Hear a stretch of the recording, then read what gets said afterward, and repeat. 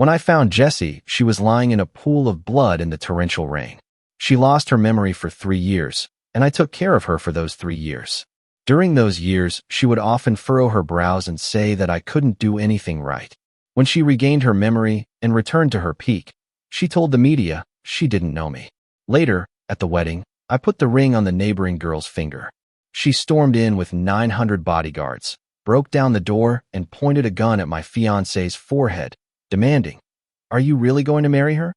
I stood in front of my fiancé and said, "Yes. She doesn't love you." And then, Chapter 1. The day Jessie regained her memory. The old doorbell of my house almost broke from the constant ringing. Outside there was a group of people in dark suits, shining leather shoes, the air thick with the scent of expensive cologne. The man at the front bent respectfully and handed over a gold-embossed business card saying, "President, the car is waiting for you downstairs." Jessie, or rather, the woman who had been living in the guest bedroom of my house for the past 3 years, the woman I called Jessie, was now standing in front of the bathroom mirror applying lipstick. Upon hearing the noise, her fingers didn't even pause. After the last stroke of deep red perfectly covered her lips, she slowly turned around. She was still wearing the cotton nightgown I had bargained for at a street stall yesterday. On her feet were plastic slippers that cost 5 yuan. But her eyes had already changed. It was like the surface of a frozen lake, beneath which a sharpened knife gleamed coldly. She swept her gaze over my awkward hands, nervously twisting the edge of my apron, over the box of instant noodles stacked in the corner, and finally, her eyes landed on my face. "This is the fee for the past 3 years, she spoke in a voice colder than I had ever heard. "I'll have my assistant transfer it to you." My throat tightened, and I still held the burnt egg in my hand. The smell of oil clung to my fingers, making my eyes sting. "Jessie," I instinctively called out that familiar name. Her brows slightly furrowed, as though she had been touched by something dirty. "It's Jessie," she corrected me, her tone unarguable. Then, she took the cashmere coat her assistant handed to her, draping it over her shoulders. The expensive fabric instantly crushed the outline of the cheap nightgown. I recognized that coat. It was the store's most prized possession in the mall window last week, and the price tag had so many zeros I lost count. She walked towards the door, and the crowd parted to make way for her. As she passed by, her footsteps paused for a moment. I thought she might turn around, even just to say goodbye. "The coffee machine manual is in the 3rd drawer," she said, her eyes fixed ahead, her voice indifferent. "Next time, don't put the filter in the wrong way." The sound of her high heels tapping on the cement floor was crisp and hollow, each step shattering the last bit of warmth in my cramped living room. The door closed softly behind her. The roar of the engine faded as she left, and the world suddenly grew quiet, leaving only the sizzling sound of the burnt egg in the pan and my own heart pounding like a drum. 3 years passed like an absurd dream. 3 years ago, on that stormy night, I found her beside the trash can under the company building. Her expensive suit was soaked with blood and mud, her designer handbag tossed a few steps away, and her shattered phone was soaked in a puddle. I carried her back to this 50-square-meter rental apartment, clumsily treated her wounds, cooked white porridge, and kept watch over her high fever. The doctor said her brain had been injured, and she might lose her memory permanently. When she woke up, her eyes were as lost as a child who had wandered off. She complained that my porridge was too thick, that the towel I bought shed hair. She often frowned while watching me fumble with kitchen appliances, giving me the look one would reserve for a failed experiment. "Andre, you can't even use a coffee machine." I got used to it.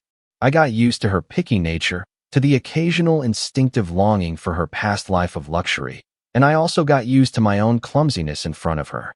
I thought life would continue like this, stumbling along like 2 sharp-edged stones that over time would eventually be worn down into a soft fit, until today. The dream ended. The stone remained a stone, except one of them was always meant for Mount Everest. My phone vibrated, the screen lighting up a bank transaction alert. The zeros following the number were enough to buy this old, dilapidated apartment building. The note was cold and impersonal, simply stating, "Service fee." I stared at the string of numbers, my fingertips growing cold.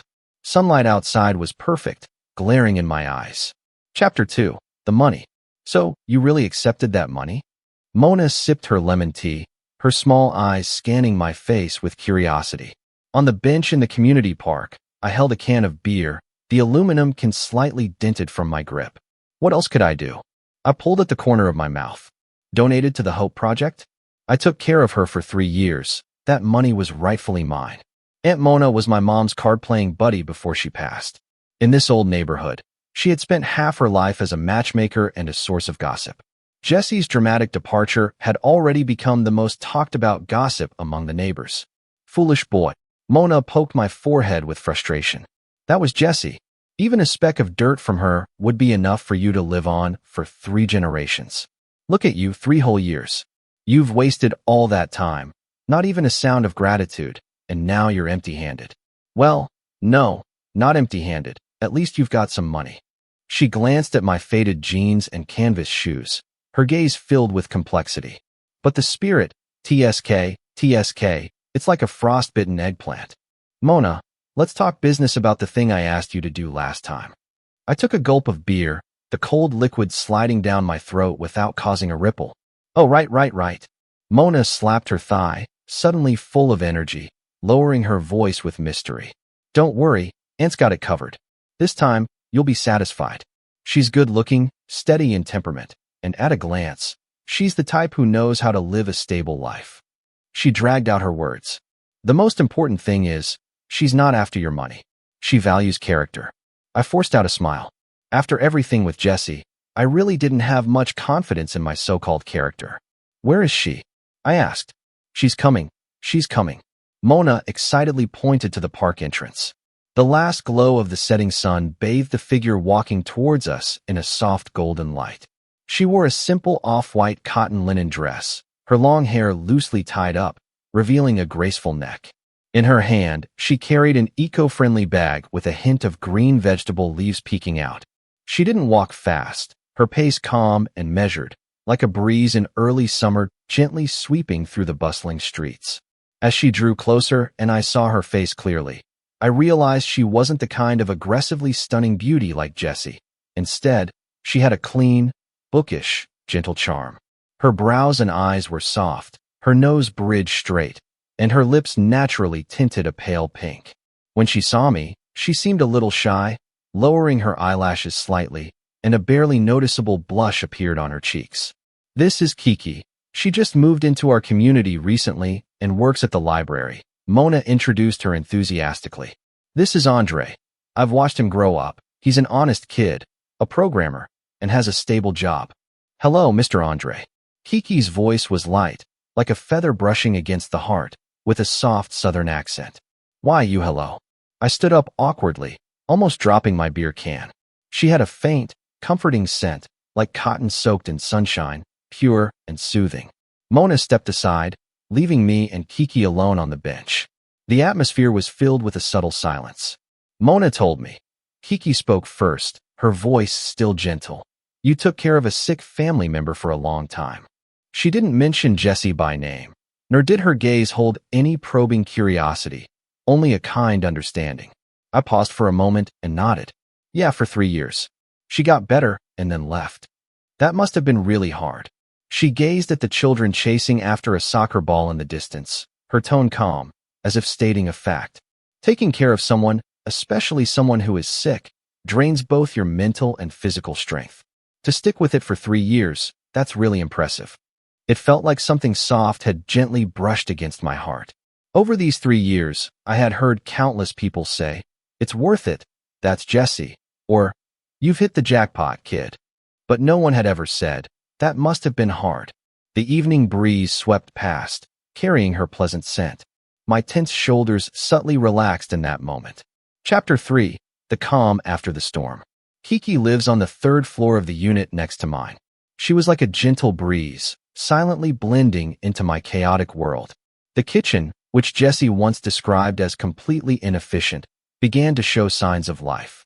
Whenever I worked late into the night, hungry and staring hopelessly at the empty fridge, Kiki would just happen to bring over a steaming bowl of spring noodles. The fine white noodles were topped with a golden soft-boiled egg, green onions scattered on top, and the fragrance would immediately invade my senses. Try it. She would always push the bowl toward me with a soft gaze. I saw your light on and thought you might be hungry. At first, I felt embarrassed, fumbling to pay her. Kiki would smile gently, the corners of her eyes curving sweetly. We're neighbors. It's just a bowl of noodles. Besides, it's lonely eating alone. With someone else, it tastes better, like we're all fighting for a taste. When she spoke, the light would fall on her long eyelashes, casting a small, fan-shaped shadow on her face. She seemed to know how to do everything.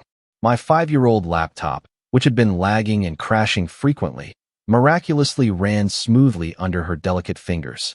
The books on my bookshelf, which were in disarray and covered in dust, were meticulously organized by her into neat categories. Once, my 2-year-old coffee machine, which had never had its filter replaced and had been ridiculed by Jessie as only capable of producing waste water, was completely disassembled and cleaned by Kiki. When the nutty aroma of coffee started flowing from the machine again, she had a little foam from the cleaning agent on her nose, and she tilted her head to smile at me, her eyes sparkling. Look, it can still last a few more years.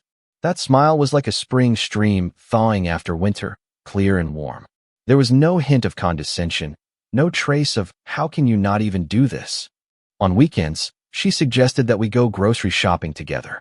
I pushed the cart awkwardly, trailing behind her, watching as she skillfully moved between the aisles, her fingertips brushing over the fruits and vegetables, her expression focused as she picked the items. She picked up a box of discounted blueberries and put it in the cart, explaining softly, "Blueberries are at their best this season. They're great for making jam or mixing with yogurt." She then picked up a pack of ribs. "They're on sale today. Want to make some soup?" At the checkout, I rushed to scan and pay. Kiki didn't argue. As I grabbed the heavy shopping bags, she naturally extended her hand and took 2 of them. Her fingers brushed lightly against the back of my hand, cool, with a slight roughness from calluses. "I'll help carry some. Looks like it's pretty heavy." Her tone was casual. The setting sun cast our shadows closely on the ground. At that moment, the noise of the crowded supermarket, the beeping of the cash register seemed to fade away. All that remained was the rustling sound of the plastic bags and her steady, gentle breathing as she walked beside me. A long-lost, almost soothing sense of stability quietly spread from the spot where her fingers had brushed against my hand. At the door of my apartment, she took out her keys to open the door, then paused and turned back to me. "By the way, Andre, when I was organizing the bookshelf, I saw a few old programming books. Do you want me to get rid of them?" I froze for a moment, then remembered. They were books I had eagerly bought right after graduation, only for Jessie to later dismiss them as outdated and useless, so I had put them away on a shelf.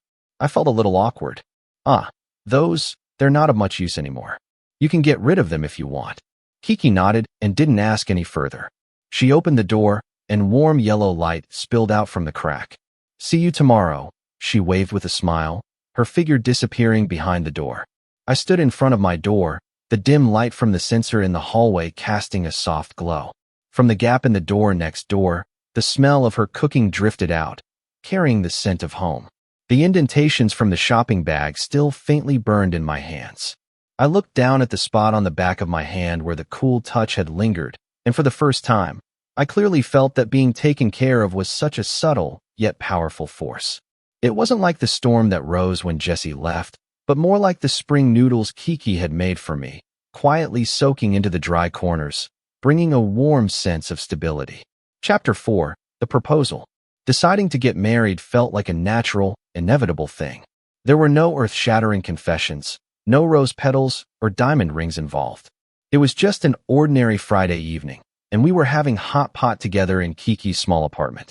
The induction cooker bubbled and hummed, the steam fogging up the windows. Kiki picked up a slice of fatty beef and carefully placed it into my bowl, then gently pushed over the dipping sauce she had prepared. "Be careful, it's hot," she reminded me softly. I watched her face, flushed from the steam, with tiny beads of sweat forming on her forehead, her eyes focused as she fished out shrimp paste from the pot. In that moment, a part of my heart felt completely filled, so steady it was almost unbelievable. "Kiki," I put down my chopsticks, my voice muffled by the steam in the air. "Let's get married." The motion of fishing out the shrimp paste froze. Kiki looked up, her eyes bright. gazing at me through the fog. Her eyes were shining like they were covered in a layer of water. There were a few seconds of silence, the only sound being the bubbling of the hot pot. Then, the corners of her mouth slowly curved upward, her smile spreading like ripples in a lake, growing wider until her eyes and eyebrows were also filled with pure joy. Yes, she nodded firmly, her voice not loud, but carrying a sense of certainty, as though everything had been decided. She didn't ask why or make any conditions. She simply said yes, with a warmth that seemed to seep into my soul. The process of preparing the wedding was busy and full of little details, yet everywhere it reflected Kiki's gentle touch. She didn't drag me to luxury bridal stores or jewelry shops. Instead, we wandered through lively homeware markets and cozy community stores. We navigated the huge blue shelves at IKEA, and she held a little notebook, carefully comparing prices and materials of different plates and bowls. Her profile soft and focused under the overhead lights. How about this bone china? The glaze is thick, the design is simple, and it's easy on the eyes. She picked up a white ceramic bowl and ran her fingertips along the rim. Whatever you think. I watched her seriously choosing things, and I felt my heart soften completely. The dinnerware Jessie used was Topophthalene imports, each piece an artwork that I was afraid to touch lest I leave fingerprints on it. But Kiki's choices were warm and down to earth, within reach and full of comfort. At a neighborhood tailor shop that had been around for more than 10 years, Kiki picked the cheongsam she wanted to wear on our wedding day. It wasn't a glamorous satin fabric, but a simple light apricot-colored silk with a few sprigs of magnolia embroidered in the same shade. The elderly tailor wearing reading glasses carefully took her measurements. "Your figure is truly lovely. This fabric suits you perfectly. It's simple and elegant," the tailor said with a smile. Kiki smiled shyly, pressing her lips together. When the tailor measured her waist, his hand accidentally brushed against her side, and for a moment, Kiki's body stiffened just slightly before she relaxed again. I stood by and watched, admiring the soft curve of her neck as she lowered her head like a gentle swan. She insisted on making me a suit as well. She turned down the ready-made suits that cost thousands of dollars and dragged me to the fabric market to pick out materials. "How about this wool blend? It's sturdy but soft, and the color is dignified." Her fingers traced the deep blue fabric with a quiet familiarity. In the end, we settled on a modified Zhongshan suit, simple and neat. During the measurement, the tailor's soft tape measure wrapped around my shoulders and chest. Kiki stood quietly by my side, watching me with eyes as gentle as melted honey. When the tailor measured my arm length, she suddenly spoke softly. "Master, his arm here." She pointed to the area near my shoulder. "Could you widen it by half an inch? He uses a computer a lot and it's tight here, so it might be uncomfortable for him." I froze, surprised. I hadn't even noticed that small detail myself. The tailor was also taken aback, but then smiled. "You're very thoughtful. All right, I'll adjust it." At that moment, the sunlight poured through the old glass windows of the fabric store, and tiny dust particles danced in the beams of light. I looked at Kiki's soft and focused profile, and a warmth that couldn't be described wrapped around my heart, even more intense than the sunlight outside. The little sharp edges that Jessie had criticized for 3 years, not good enough or unqualified, seemed to have become unique marks, lovingly placed and taken care of by Kiki. To truly be cared for by someone feels like this. She not only accepts all of you, but quietly reserves space for you to stretch and breathe in places you can't even see. Chapter 5. The Wedding Crashing. The wedding was held at the small chapel in the community center. The date was chosen by Kiki as she flipped through an old almanac. She said the day was perfect for marriage and settling down. There was no grand spectacle, and the guest list included only Mona, a few close neighbors, and 2 colleagues from my company with whom I was on good terms. On Kiki's side, she said her parents lived far away and were not in good health, so only her cousin who worked in a neighboring city could make it. The chapel was simply but warmly decorated. Mona, along with a few enthusiastic aunties, had used red silk and colorful paper to make decorative happy characters and streamers. On the windowsill were several pots of blooming azaleas Kiki had bought at the flower market, bright red and festive. The air was filled with the subtle scent of lilies and the roasted aroma of sunflower seeds. Kiki wore the light apricot-colored cheongsam, her hair elegantly pinned up with a simple jade hairpin. She wore light makeup, and the gentleness in her eyes was accentuated, making her even more captivating. When she walked out from the lounge and stood at the entrance of the chapel where the red carpet had been laid, I could clearly hear the thudding of my own heartbeat. Even from a few meters away, sunlight streamed through the windows, casting dappled light on her. She stood there quietly, like a painting that had been lovingly touched by time. The officiant, a retired teacher from the community whom Mona had asked on short notice, spoke in a dialect-accented Mandarin, warmly reading the opening remarks. Kiki and I stood at the end of the red carpet. Her hand gently held my arm, her fingertips cool with a slight tremble that was barely noticeable. I turned my head and saw the shy flush on her cheeks beneath her lowered lashes. Let's give a warm round of applause to wish the newlyweds happiness. The old teacher's voice was loud and clear. The applause came in sparse waves, mixed with the neighbors' good-natured chuckles and blessings. The chapel was filled with a kind of tacky yet genuine joy. I held Kiki's hand tighter, feeling the strength of her return grip. The warmth between our palms pushed away that slight chill. Just as the officiant was about to announce the exchange of rings, bang! The heavy wooden door of the chapel was suddenly thrown open with a great force. Blinding sunlight rushed in, casting long shadows of the figures standing in the doorway, carrying a cold, impressive air. The chapel went silent in an instant. All the laughter and blessings seemed to be paused. The neighbors gaped, and Mona dropped her sunflower seeds all over the floor. In the backlight, a tall figure stepped forward, each step on the red carpet sharp and deliberate. Dressed in a perfectly tailored black suit, her hair tightly styled, her face cold and composed. Jessie. Behind her were two bodyguards in black suits, wearing earpieces, their expressions grim and their presence like that of sentinels. Time seemed to freeze. The festive flower scent in the air was replaced by a chilling, almost smoky atmosphere. Jessie's gaze was like a spotlight, sweeping over the room, finally settling on the hands that Kiki and I were holding. Her eyes, colder than they had been 3 years ago when she left, carried an emotionless, scrutinizing look, almost like evaluating merchandise, with a faint, barely perceptible edge of offended hostility. She walked straight up to us, stopping just a step away from Kiki. Her powerful aura seemed to make the surrounding air thinner. Kiki instinctively tightened her grip on my arm, and I could feel her body tense, her complexion draining of color. Jessie's gaze pierced through Kiki's face like an ice pick, her lips curling into a smile that lacked any warmth. Andre, her voice wasn't loud, but it clearly struck every strained nerve in the room. Your taste in women really hasn't changed in 10 years. How disappointing. She slightly tilted her head and gestured with her eyes. One of her bodyguards stepped forward, moving lightning fast, his large gloved hand like an iron claw clamped tightly around Kiki's slender wrist. The force was so intense that Kiki gasped in pain, her body yanked off balance, and her wrist instantly turned bright red with marks. Let go of her. My mind went blank, blood rushing to my head. Without thinking, I started to rush toward them. The second bodyguard immediately stepped in front of Jessie, like an unmovable wall, his cold gaze locking onto me. Jessie ignored the chaos unfolding before her. She simply leaned in slightly, her cold gaze drawing closer to Kiki's pale face, which was now drained of color from the pain and shock. Her voice dropped, almost a whisper, but with a venomous coldness.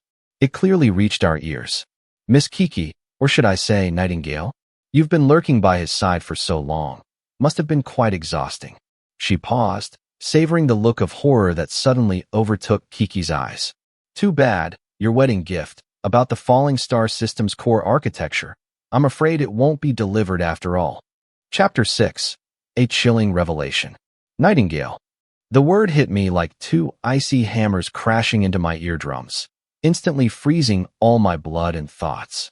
Falling Star. That was the next-generation AI project recently launched by Jessie's tech company, which had shocked the industry.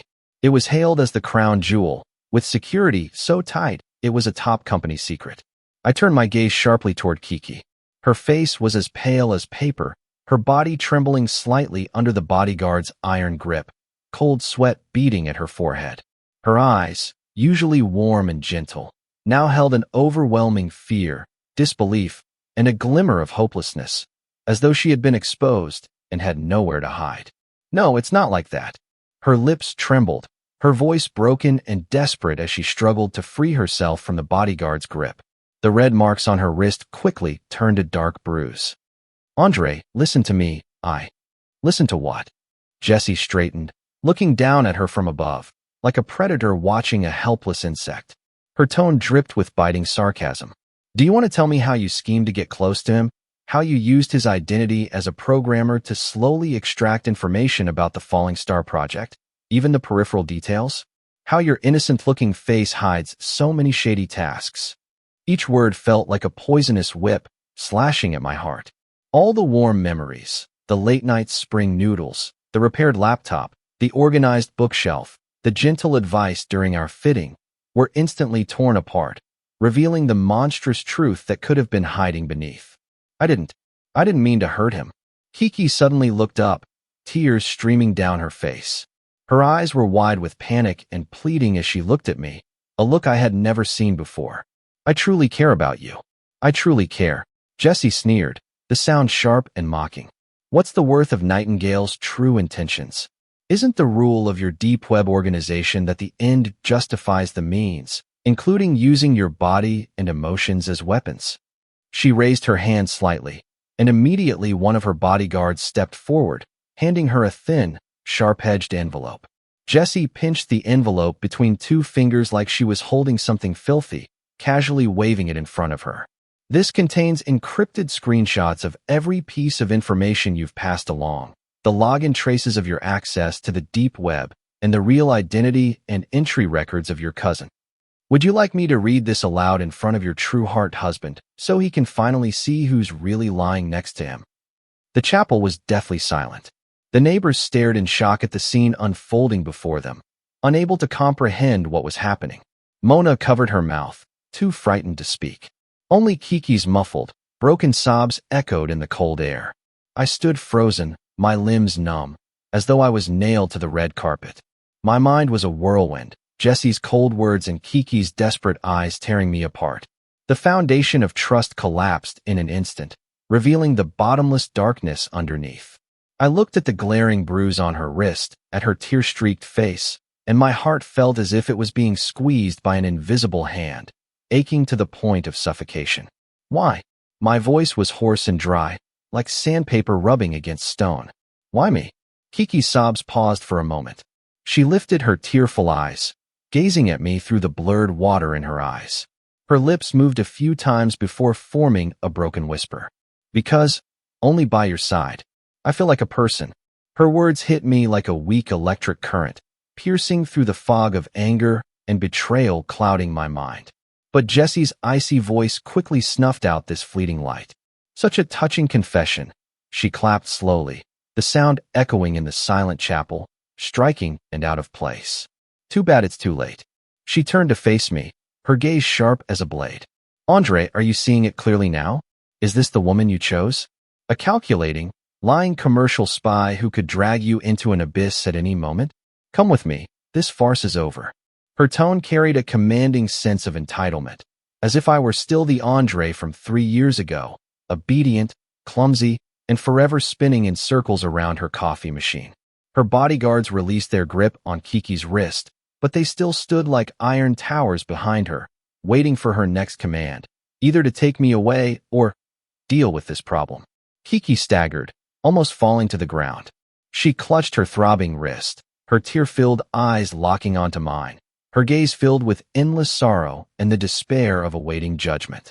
Her simple cheongsam was now stained with dust, like a magnolia flower battered by the storm. At the end of the red carpet, the artificial flowers on the officiant's podium still looked vibrant. On the guest seats, scattered sunflower seeds and wedding candy glistened with a cheap, meaningless light. The lily fragrance in the air was now completely overtaken by the smell of gunpowder. I stood between the two women, one representing the cold, powerful, and unquestionable past and reality, the other representing warmth, deception, and the unknown abyss that could lead to eternal damnation. The red carpet beneath my feet had never felt so hot, and yet it had never felt so cold. Chapter 7. The Sandwich.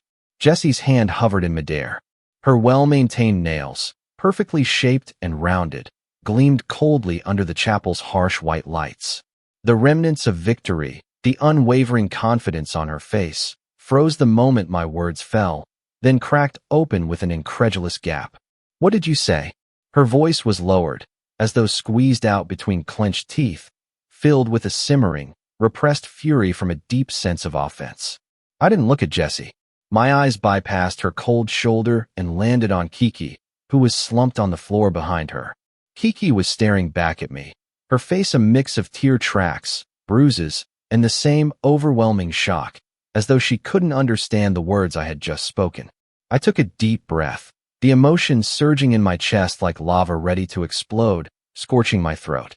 I bent down awkwardly, reaching into a simple eco-friendly bag that had been kicked to the edge of the red carpet during the chaos. I pulled out a sandwich wrapped carefully in plastic wrap. There were a few oil stains on the wrap, and the sandwich wasn't perfectly shaped. One corner of the bread had slightly collapsed due to being squeezed. I lifted it up, holding it in front of Jessie and in front of the stunned eyes of everyone. Because of this, my voice wasn't loud, but it was clear, carrying a calmness as if I were putting everything on the line. "She made this for me this morning, before dawn, because I was up late working yesterday and had stomach pains all night." The chapel was so silent you could hear a pin drop. All eyes were fixed on the cheap, awkward, even slightly ugly sandwich. Whole wheat bread with a fried egg with slightly crispy edges, a few lettuce leaves, and a thick layer of mashed potatoes. No expensive ingredients, no intricate plating. "You say she's a spy. She lied to me. She has ulterior motives." "Maybe you're right." I looked directly into Jessie's eyes, where my disheveled yet determined image was reflected. "For the past 3 years, I've been spinning around you like a top, always afraid that something I did would be wrong or that I'd act stupid. You have stomach issues, so I researched recipes, learned how to make all kinds of soups, carefully serving them to you. You'd take a sip, say it was too salty, like dishwater, and pour the whole bowl away." Jessie's pupils seemed to shrink, her jaw tightening. "I stayed up late organizing the project data you needed, the ones I didn't even understand, and then went to work the next day with dark circles under my eyes. You said I was inefficient, that I couldn't even sort basic data properly, dragging down your progress." My voice started to tremble, not from fear, but from the pent-up frustration and anger finally finding an outlet. "I'm clumsy, I know. I couldn't use those high-end coffee machines, couldn't make the 82-degree hand-poured coffee you wanted. I couldn't afford the brands you liked, so I'd buy you a scarf from a street stall, and you'd throw it into the storage room without even unwrapping it, saying it wasn't up to your standards." Each word felt like a blunt knife, slicing through the dust-covered memories and reopening my own scabbed-over wounds. Those efforts that had been lightly dismissed, taken for granted, and trampled upon were now laid bare for everyone to see. But her. I suddenly pointed at Kiki on the floor, my voice rising sharply with a lump in my throat. She saw me with stomach pain and would quietly go make millet porridge for me. She remembered that I needed space for my arm when making clothes and had to loosen it half an inch. She'd see dusty old books on my shelf and ask if I needed them, instead of mocking them as outdated and useless. Even the simplest meal, like noodles, even if she put too much salt, she'd smile and say, "Next time, put less," instead of throwing it away. I gripped that sandwich tightly, the rough edge of the plastic wrap digging into my palm, causing sharp pain. "Jessie, you asked me why I chose her." I forced out a smile that was uglier than tears, my vision blurry, but I kept my gaze fixed on her. Because of this. Because of this damn sandwich. Because only she cares about my stomach pains. Only she treats me like a human being, not like some tool that can be called and discarded, stupid and useless. After shouting the last words, it felt as if I had used every ounce of my strength. My chest heaved violently, and there was a metallic, sweet taste rising in my throat. The sandwich was tightly clenched in my hand, the bread deformed, the mashed potatoes spilling from the edges. The chapel fell into absolute silence. Mona covered her face, her shoulders shaking. The neighbors exchanged glances, their expressions mixed and complex. The bodyguards Jessie had brought with her, with their eternally cold and murderous expressions, seemed to have shifted ever so slightly. Jessie stood there like a perfect ice sculpture. Her meticulous makeup couldn't hide the paleness of her face. She looked at me, her eyes fluctuating violently with shock, disbelief, rage at being defied, and a trace of unfamiliar incomprehension, vulnerability, and doubt. She opened her mouth as if to say something, but all that came out was a cold, mocking laugh. Hey! Her gaze flicked over the misshapen sandwich, over Kiki's disheveled form on the floor, before finally landing back on my face. Her eyes rose once again to look down at me, like she was observing an irrational madman. Andre, you're so stupid, hopelessly so. She turned sharply, the sound of her high heels on the red carpet sharp and final, and she walked toward the door without looking back. The two bodyguards immediately followed, like two silent clouds of darkness. The heavy wooden door opened again, and the blinding sunlight rushed in, only to be cut off as the door closed once more. The chapel was left in the silence of survival, thick with an awkwardness that could hardly be dispelled. I staggered for a moment before barely managing to stand upright. I looked down at the sandwich in my hand, now misshapen. The warmth and the lingering scent of the food, even through the crumpled plastic wrap, stubbornly reached into my palm. Chapter 8. The Aftermath. The sound of sirens grew louder and closer, shattering the suffocating silence in the small chapel. When Kiki was taken away, she was unnervingly calm. She didn't look at me again. She simply lowered her head, allowing the female officer to cuff her wrists. The dusty apricot-colored cheongsam made her bruised wrists and the cold gleam of the handcuffs even more glaring. Just before leaving, her steps faltered slightly, and she whispered, "I'm sorry, Andre." Her voice was so soft it was almost a sigh, quickly dissipating in the air. Mona and the neighbors gathered around, offering words of comfort, their eyes filled with sympathy and the relief of having survived the ordeal. I felt like a puppet, mechanically responding, my mind a blank void. The carefully arranged chapel now lay in ruins, with scattered red paper scraps, crushed wedding candies, overturned chairs. It looked like the aftermath of a grand yet absurd farce.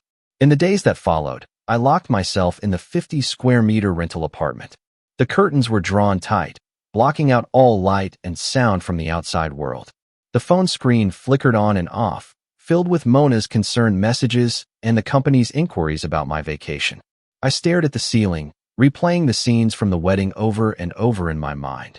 Jesse's cold eyes, the bodyguard's rough grip, Kiki's desperate tears, and that misshapen sandwich I had clenched in my hand. The truth felt like a blunt knife, slowly and mercilessly cutting through my nerves. The police investigation later confirmed Jesse's Kiki, or rather, codename Nightingale, belonged to the notorious international commercial espionage organization known as Deep Web. Her goal was to use my position as a peripheral programmer to gather any scrap of information about the Falling Star project. The coincidentally repaired laptops, the accidentally seen project document screenshots, even my complaints during late-night work, could all be part of the puzzle she was piecing together. Her so-called cousin was actually her contact in the organization. The evidence Jesse presented was irrefutable. A wave of nausea swept over me. I rushed into the bathroom, gagging at the toilet, but nothing came out. The face in the mirror was pale and gaunt, with deep shadows under the eyes, looking like a wandering soul. The anger of being deceived, the shame of being used, the despair of having my nearly pathetic longing for warmth completely crushed, tangled together, nearly tearing me apart.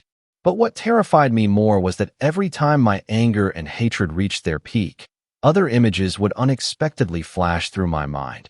Her eyes shining with light as she fixed the coffee machine, the gentle curve of her face when she whispered, half an inch wider, during the fitting, that unreservedly joyful smile when she heard me say, "Let's get married," amidst the steam of the hot pot. These images were so vivid, so real that I couldn't believe that from beginning to end it had all been a meticulously crafted performance. When the police came to take my final statement, the officer in charge was an experienced middle-aged man. He closed the notebook and looked at me, his expression heavy. He sighed.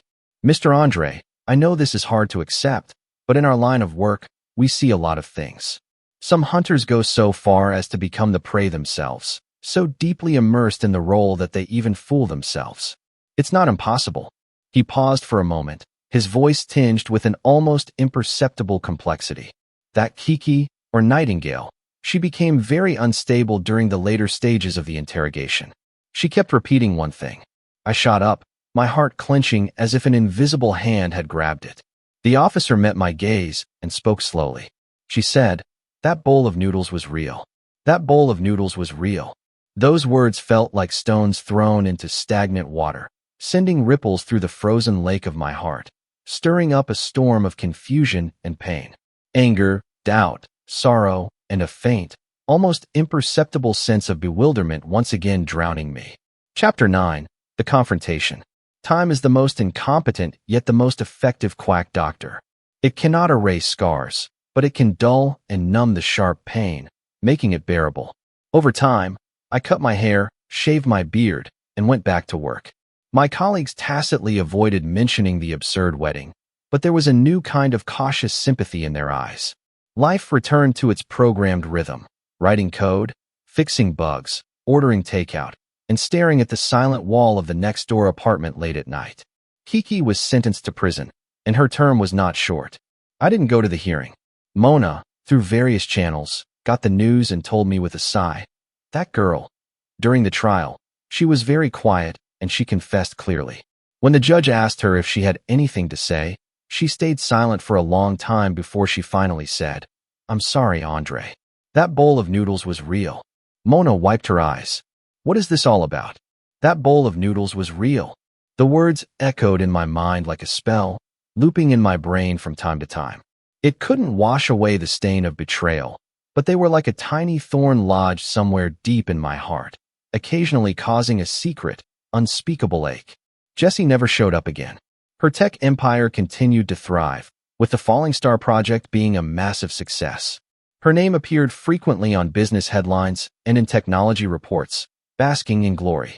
She and I became two parallel lines, never to cross, separated by an insurmountable chasm of class and a past too painful to revisit. That summer storm, the cheap stomach medicine, and her bewildering words about a bowl of noodles had all become a blurry, damp fragment of memory. It was another deep autumn. The sky was as blue as if it had been washed clean, the sun offering just the right amount of warmth. Our company had taken on a new project. After months of working overtime, it was finally delivered successfully this morning. The tension in my chest suddenly eased, and exhaustion surged over me like a tidal wave. I turned down my colleague's invitation to dinner, wanting nothing more than to go home and collapse into bed. As I stepped out of the office building's revolving door, the warm afternoon sun hit me squarely, making it hard to keep my eyes open. I squinted, instinctively raising a hand to shield my eyes. In that moment, with the light and shadows mingling in my vision, blurred, a deep blue, long-handled umbrella appeared above my head, steady and silent, just the right amount of shade blocking the harsh sunlight. I froze, surprised, and turned my head. The umbrella was slightly raised. The person beneath it was wearing a soft, off-white turtleneck sweater, her long hair loosely pinned back, a few strands hanging at the sides of her face. Her face looked slimmer now, the gentle roundness gone, replaced by sharper features. Yet oddly, it carried a kind of peaceful tranquility that only time could have refined. The sunlight filtered through the sparse sycamore branches, casting dappled shadows on her. She stood there quietly, her gaze as gentle as a calm autumn afternoon lake, reflecting my astonished face. Time seemed to freeze in that instant. The noisy crowd in the building, the hustle of the street traffic, all faded away like waves retreating. The world was so quiet. Only the rustling sound of wind passing through the leaves and the clear, steady rhythm of our breathing remained. She looked at me, the corners of her lips curving into a small smile. It was soft, but like a stone dropped into the middle of a lake. It created ripples of warmth that spread to the deepest corners of her eyes. Andre.